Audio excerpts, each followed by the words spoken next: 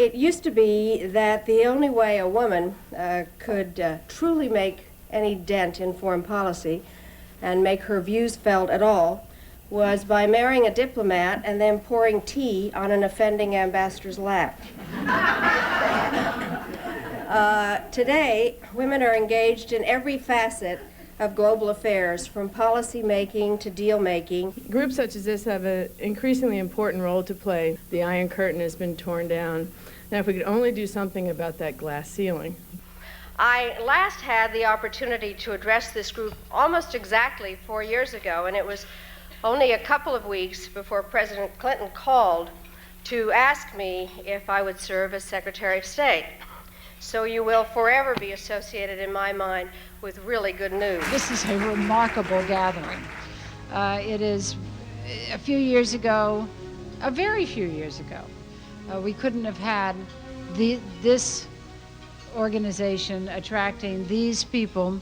These people didn't even exist. This is an amazing assembly.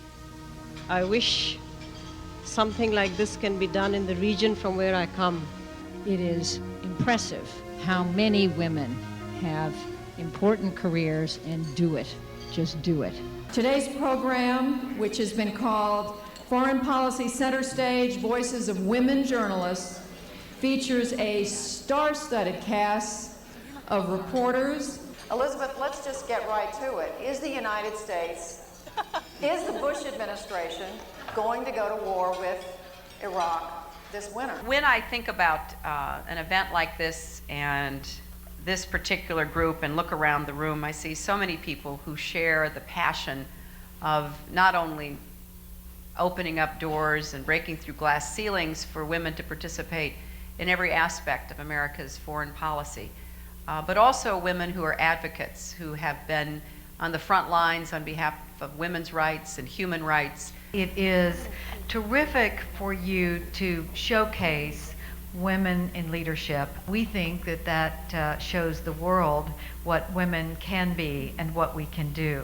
The Women's Foreign Policy Group has a lot to celebrate. You've raised a platform to highlight women leaders in international affairs. You have committed yourselves to leadership development and mentoring, and wasn't it wonderful to see those young interns come in the back of the room? And you've promoted dialogue across disciplines and across the globe. I am really honored to have been asked by my friends and colleagues to help preside over this annual event, the luncheon of the Women's Foreign Policy Group, and our distinguished keynote speaker, Secretary of State Condoleezza Rice. Standing here today, I'm deeply aware that I'm only the latest in a long line of distinguished women leaders to address this Women's Foreign Policy Group.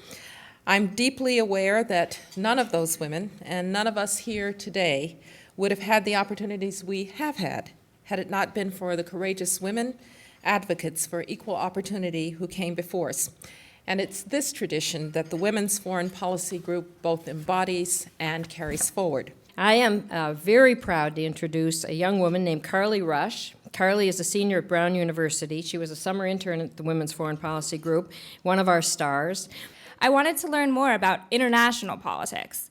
My internship helped me to do just that. I think my richest and most valuable experiences with the Women's Foreign Policy Group were the opportunities that I had to speak with women who are actually working in international relations right now.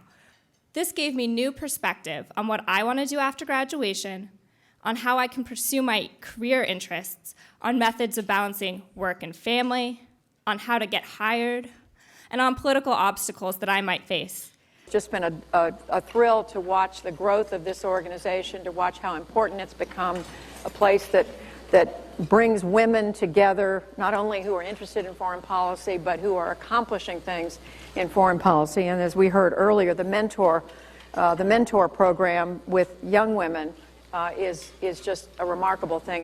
Since you brought up Benghazi, what more is there that the administration has done or said that we're not aware of right now?